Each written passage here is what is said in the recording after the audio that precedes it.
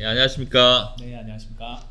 예, 온라인 전문가 커뮤니티, 특히 법률, 세무, 회계 특허 분야의 그 전문가 커뮤니티를 지향하고 있는 로집사에서 오늘도 하루 델리오에 대해서 좀 알려드리겠죠? 네, 일단 검찰 조사도 진행이 되고 있는 것으로 알고 있는데 그 뭐 간략하게라도 좀 설명해 주시면. 저희가 이제 FTX, 그러니까 마운트 곡스 FTX 이후로 사실상 뭐 전 세계에서 처음으로 이런 가상자산과 관련된 글로벌 서비스에 대한 회생 사건을 진행하고 있는데, 이 피해자 구제 방법에 대해서 어떤 프로세스가 필요한지에 대해서 향후에 이 절차가 끝나고 나면 간략하게 뭐 30페이지 정도의 보고서를 낼 생각입니다. 그래서 이런 보고서를 쓰기 위한 그 전 단계로서 이런 그 지금까지 진행하는 내용들, 우리가 해왔던 내용들을 어떻게 하고 있는지를 좀 유튜브로 남겨보고자 매일매일 사실 이제 하루 델리오 진행 상황을 또 알려드리고 있습니다.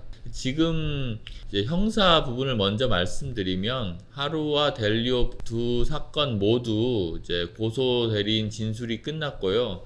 그리고 저희가 의뢰한 의뢰인들이 지갑 주소 그리고 예치한 금액에 대해서 모두 정리해서 검찰에 이제 제출을 한 상황입니다. 그래서 검찰에서는 그것과 또 별도로 본인들의 그 조사를 통해서 향후에 추가적인 어떤 강제 수사 방법이 필요한지를 검토해서 이제 수사를 진행할 것인데요. 기사를 보면 알겠지만 코인과 관련된 가상자산 수사와 관련된 합수단이 또 출범을 할 예정입니다. 그래서 인력과 뭐 비용 같은 게 더 보강돼서 제대로 수사가 진행될 것 같으니 좀 지켜봐 주시면 좋겠습니다. 뭐 회생 절차는 그러면은 어떻게 진행되고 있을까요? 회생 절차는 이제 델리오에 대해서는 바로 보전 처분이 났고, 그리고 이제 보전 처분이 난 이후에 델리오 측에서 뭐 법무법인을 선임해서 이제 신문 절차에 참여해서 이제 회생 절차를 다툴 예정으로 있는데요. 뭐 특별히 가상자산과 관련돼서 고객들의 자산을 모두 변제할 수 있는 수준을 입증하지 못하면 그 회생이 아마 개시될 것으로 지금 생각을 하고 있고, 7월 20일인가요? 맞습니다. 네, 신문 날짜. 네, 그래서 델리오는 그렇게 진행되고 있고, 하루의 경우는 지금 가상자산의 특수성상 그 지갑의 키값을 누가 가지고 있고 그 가지고 있는 사람들이 과연 어떤 법인을 만들어서 진행하고 있는지를 좀 법률적으로 확정하는 절차가 필요합니다. 그래서 저희는 블록크래프터스의 주요 멤버들이 뭐 계속해서 이제 블록크래프터스가 5년간 적자였더라고요. 그래서 어떤 그 투자금만으로 계속해서 영업을 하기는 어려우니 수익이 내는 이제 가상자산 예치 서비스인 하루인베스트를 해보자라고 얘기를 했을 테고, 그런데 이제 국내에서 그걸 그대로 하면 뭐 법적인 제한이 걸리니까 페이퍼 컴퍼니로 뭐 버진 아일랜드, 리투아니아, 뭐 싱가포르의 페이퍼 컴퍼니로 일단 만들어 놓고 거기에 소속된 것으로 서류상으로만 다 진행을 하고, 실제 지갑을 생성하고 홈페이지를 만들고 그 다음에 마케팅을 하고 한 것들은 모두 블록크래프터스 사무실에서 그냥 그 직원들이 일부 그 하루인베스트에 이제 전담하는 직원들이 있었겠죠. 그 직원들이 참여했다라고 보고 있기 때문에 블록크래프트스를 이제 사실 메인으로 잡고 있고요.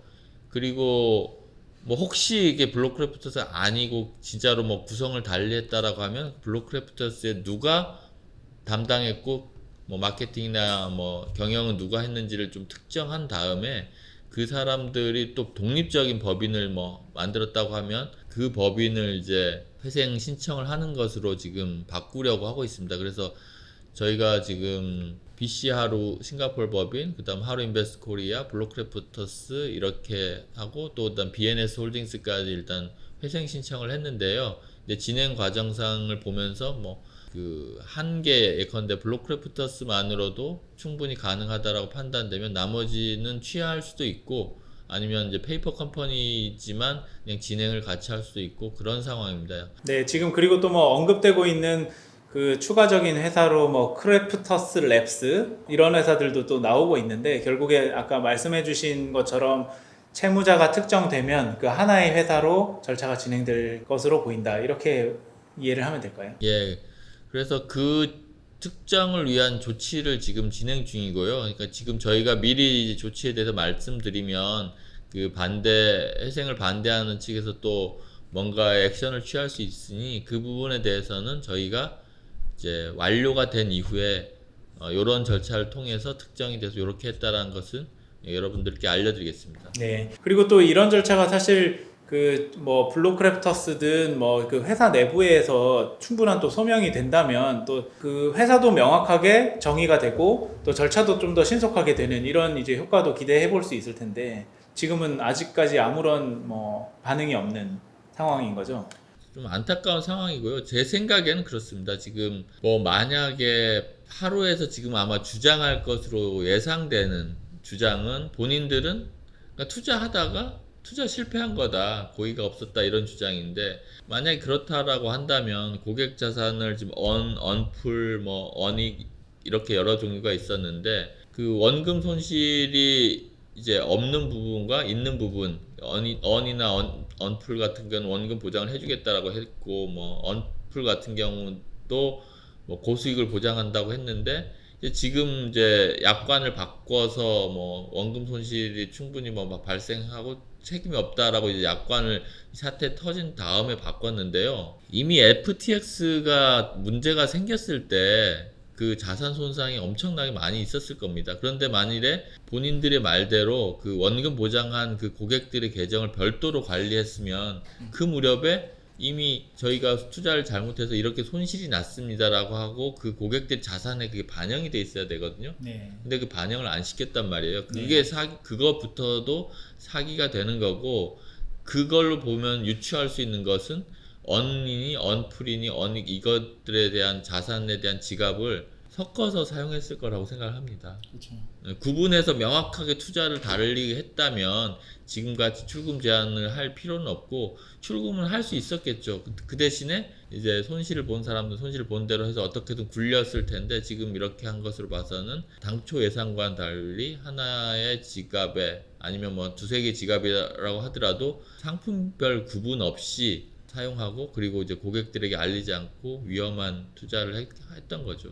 그래서 그 지금 뭐 이영수 대표가 공지를 통해서 뭐 준비하고 있다, 변제를 뭐 어떻게 할 예정이다 이런 얘기들도 사실 그 말씀하신 것처럼 운용에 대한 그 투명한 그 상황을 갖다가 공개해야지 그게 말이 되는 사항이라는 거죠. 예, 뭐 그렇습니다. 그래도 뭐 할 수 있는 게 뭐 갑자기 하늘에서 비트코인이 떨어지는 건 아니잖아요. 아니죠. 그래서 두 가지밖에 없습니다. 외부에서 투자를 받아서 지금 피해본 고객들에게 추가 변제를 하는 법, 아니면 지금 남아있는 거라도 운용을 해서 이제 다시 자산을 불리는 법, 이게 두 가지가 있는데 이미 이렇게 손상이 난 상태에서 월급을 주면서 어떻게 회사를 운영하면서 어떻게 고객 자산을 불리겠습니까? 이렇게 손실을 본 사람들은 대부분 하는 게 이제 더 위험한 도박적인 투자를 하게 되거든요. 네, 네. 그 이제 BNS 홀딩스가 지금 문제되고 있는 것도 그 뭐 아마 그렇지 않을까 생각을 하고 있는데 그리고 지금 이렇게 형사 고소까지 된 마당에 뭐 인수자가 들어오기는 어려울 것 같고 인수자가 들어오려면 회생 절차에서 투명하게 법원의 지도 감독 하에서 외부자가 우발 채무 없이 들어올 가능성 그 가능성만 남아 있다고 볼 수 있습니다. 네, 네. 그래서 뭐 앞으로 이제 법인 회생이라는 절차를 통한 변제를 어떻게 할 것인지, 뭐 M&A로 할 건지, 뭐 일부 있는 자산을 갖다가 먼저 조기 변제하고 나머지 자산들을 찾는 식으로 할 건지 이런 부분도 채무자 특정되고 개시가 되면 그때부터 좀 더 논의가 본격적으로 된다고 봐야 되겠네요.